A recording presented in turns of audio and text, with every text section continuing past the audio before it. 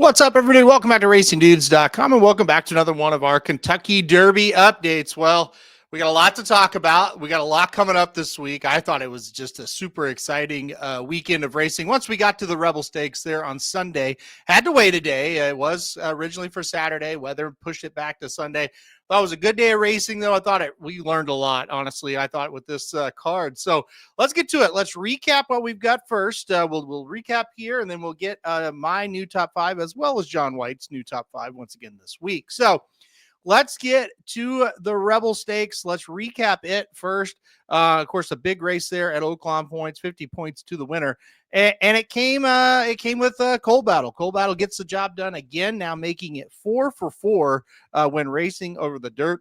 Broke his maiden on the dirt, and now 3 straight Kentucky Derby prep race wins on the dirt. It was another kind of dominant effort. We saw him be dominant in the Smarty Jones. And this was just kind of the same. I mean, not by as many lengths, but really a no doubt win about, I don't know, top of the stretch or at least mid stretch for sure. You thought this race is over, and he's got it. So look, I've been hearing people saying, oh, you know, Oaklawn sucks. It's not good. The horses aren't any good there. Or oh, Bob Baffert sent his worst horse here. Or, you know, they went super fast up front. Somebody texted me that yesterday, and I was like, there's multiple things that can be true. Did Matticat Row go too fast up front? Yeah, he did. Is he Bob Baffert's most highly regarded horse? No, definitely not. Does Oaklawn suck? I don't think it sucks, but I don't think it's like an amazing group of locals there. But I wouldn't sit here and say they're awful. I think they're okay. I think they're good to average, right around in there. But Cold Battle just keeps winning. He keeps winning easily. He keeps getting better. He got a 91 beyer for this race, which is 7 points higher than anything he's ever done. Listen, I take him very seriously. We'll see where Jon ranks him. We'll see where I rank him coming up in the top 5 discussion. But look, for me, who else is winning races like this and stacking races? Citizen Bull. That's about it as far as 2-turn races and Kentucky Derby prep races. Citizen Bull and Cold Battle leading the way. So Cold Battle, great race from him. The the second place finisher, Matticat Road, really shocked that he was on the lead. Super shocked. He went 45.72 for the half. That was pretty fast. He did slow down quite a bit between the half and 3/4 mark. That fraction was 25.22. So he did definitely slow down a bit, but way too fast early. I picked Matticat Road to win the race, mainly because I thought he would be sitting 3-4 lengths off of what I projected would be a very fast pace. And then you look up and Innovator, Smokin' Wicked, Speed King, they're all kind of up there by him, sort of. They're kind of tracking him because he's 2 lengths clear, but they're running hard right with him. And you look where they finished. Smokin' Wicked, last. Innovator, second to last. Speed King, fourth to last. So all the horses that were kind of around Matticat Road, they went straight to the back. Matticat Road held on for second. Now, the gap was closing. Sandman was making up ground. Publisher was making up ground. But they still didn't catch him. So who's to say if he doesn't run 46.5 to the half or 46.72, a second slower to the half, he may win. I would say this. I definitely still believe he's probably maybe the 3rd string Baffert at this moment, maybe even 4th.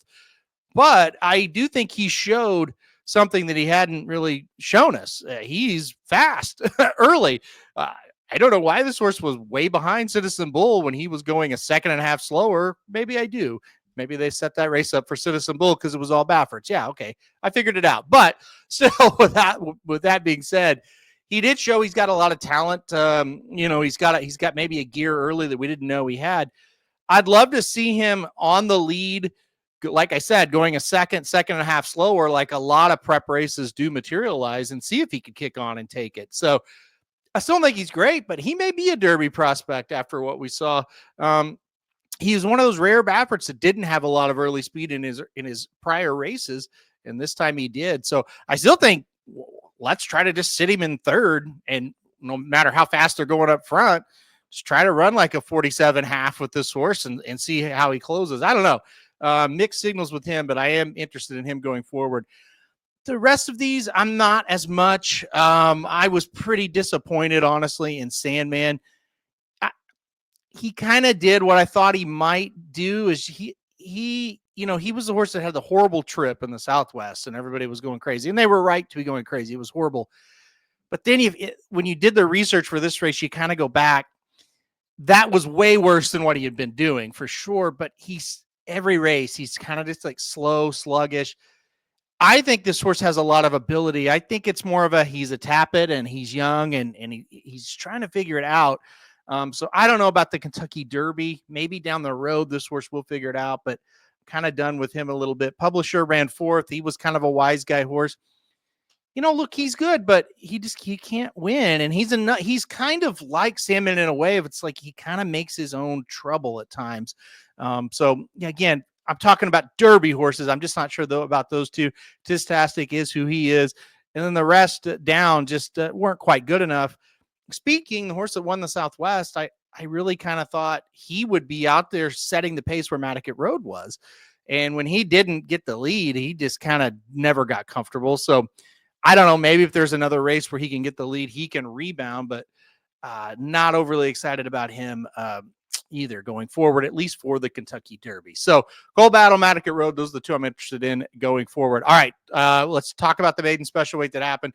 It was race 5 on the card at Oaklawn Park, maiden special weight here, and it was the Bob Baffert trained cornucopian who got out in front, went very, very fast, and never looked back. Dominant victory in this one for cornucopian. 5 3/4 length victory. This was a 6 furlong maiden special weight debut race for this horse. Stopped the clock in 109.02, much faster than any 6 furlong race on the day. And this horse received a 101 beyer speed figure. Now, he kind of reminds us, obviously, of a Taba and of a Justify. And I just want to quickly remind people what happened with both of those horses. Justify was, I think he was like a week earlier than this. He broke his maiden, and Bob Baffert himself mapped out the plan to get him to the Kentucky Derby. If you remember Taba, Bob Baffert had a mapped out plan to get him to the Preakness. If you remember the kind of the articles and things were coming out from Baffert, big maiden win. They were going to go to the Lexington and then go to the Preakness. The owner comes in and forces Bob Baffert's hand a little bit.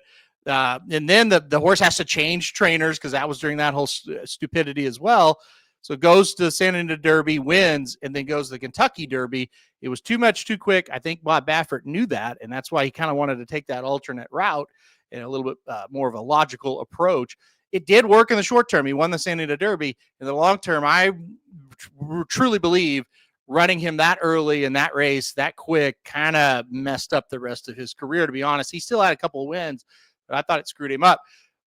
All that being said, Baffert's going to be in charge of this horse, different ownership group than the person who had Taba. So I think Baffert will definitely call the shots here. So all I'm getting at here, I don't know if Cornucopian is a Kentucky Derby prospect because of the timing.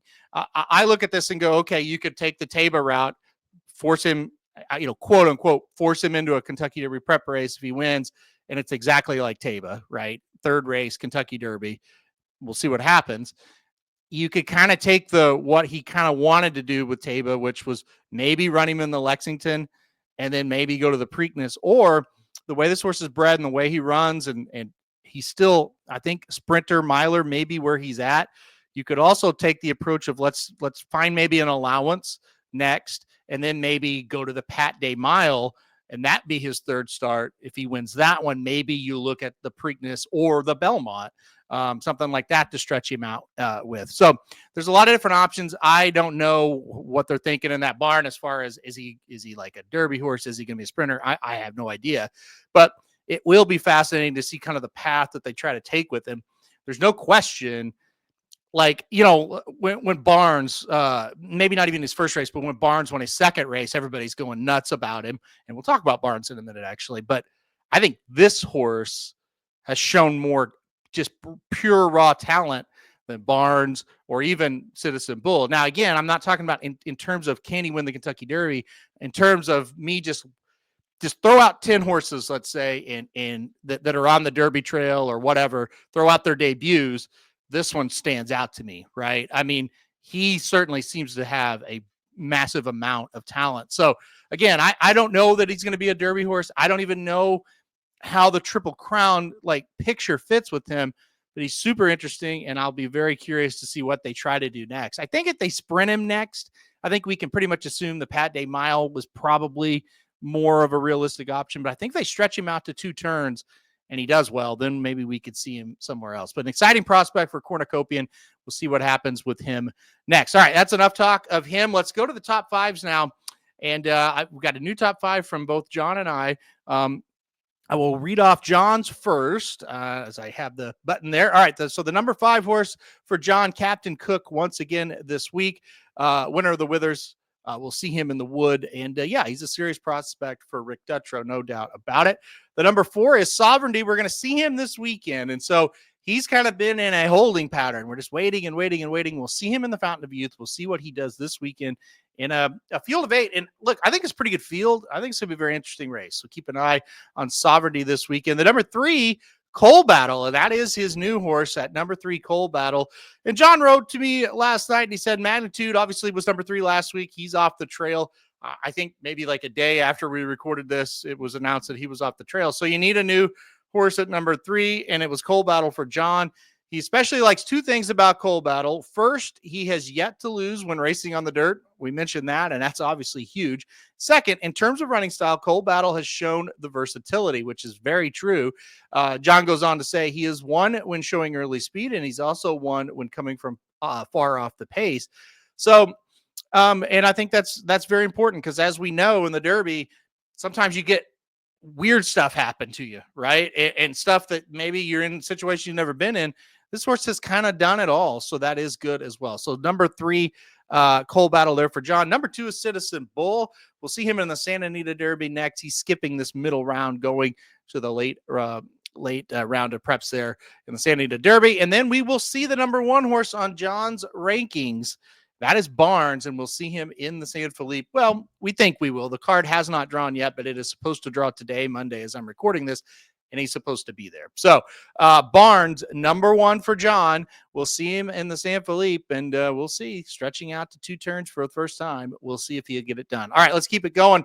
Number 5 for me is Barnes. So Jon's number 1, my number 5 once again this week. And yeah, I think you will see the lists are similar, but the one thing that Jon kind of does is he's projecting, okay, what's going to happen, on the first Saturday in May, how will this look? I'm kind of looking at mine, and I have all year as who's established, who's really proven it to us, and then who are we still kind of guessing on? And Barnes, we're not guessing on the talent level. That's no debate. We are guessing, does he have that kind of talent level when he stretches out? And we simply don't know that. So that's why I have him at number 5. If he stretches out and wins in the San Felipe, is he number 1? He could be. We'll see what happens. Number 4, Journalism. We do know this horse is pretty good stretching out. He did win the 2-turn Los Alamitos Futurity. And guess what? He's going to be facing Barnes this weekend. Projected to be facing Barnes this weekend. So we'll see what happens. He missed a little bit of training. He seems to be back in good graces now, though. So we'll see what happens with Journalism. He's going to be a fun one. And that's going to be a fun race out at Santa Anita this weekend. Number 3 is Sovereignty. Another horse we know is good around 2 turns. He won the 2-turn Street Sense Stakes back in October. He's running in the Fountain of Youth. First race off a long layoff. We'll see how he does. But obviously at number 3 right now, I like him quite a bit. Number 2, Coal Battle. A horse for me. Look, and like I said, I get the criticisms. I get the doubts.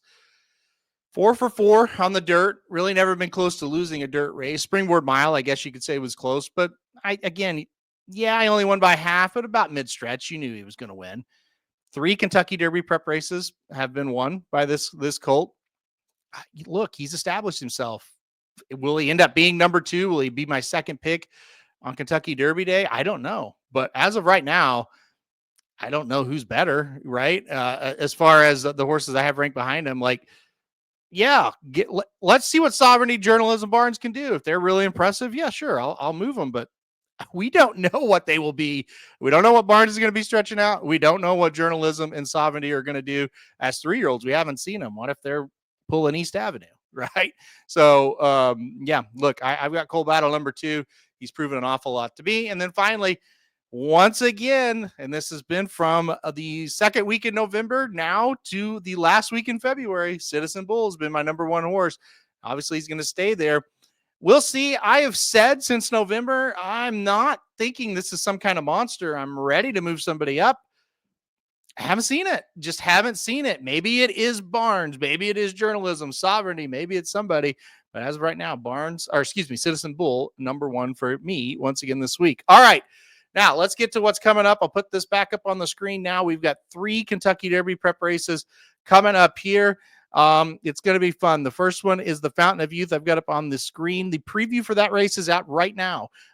There's a field of 8 horses for the Fountain of Youth this year. Gate to Wire, Sovereignty, Burnham Square, McKellen, Solid Left, River Thames, Neoquist, and Keep It Easy. Full preview out on the website right now. So I'm not going to preview it in full, but there is a full preview out. Go watch that video there.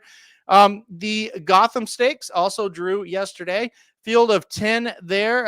It's kind of how you expect the Gotham Stakes to draw. It's not great. Yeah, we'll see what happens. Yeah, that's about all I could say. We'll see what happens with this one. It should be interesting. Not a great field. That weird one-turn prep race worth 50 points, but we might get a surprise here. So Gotham Stakes right there.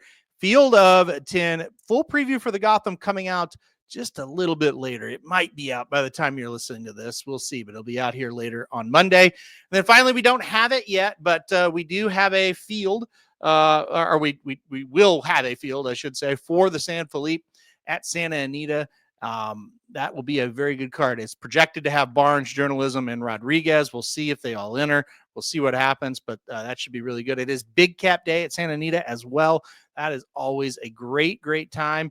We got Fountain of Youth Day, Gotham Day, and Big Cap Day all coming up on Saturday. So most importantly, with that being said, huge update coming up next week. No question about it. We'll have a big time update. Lots of things going on. We'll recap last week. We'll look ahead to next week. Should be a ton of fun. All right, guys, that'll do it for this week's episode of the Kentucky Derby Update. We'll be back next week with more. Like I said, hit that like button if you like the video. Hit subscribe if you really like it. Want to get alerted anytime we do videos like this. And most importantly, come back next week for another Kentucky Derby Update.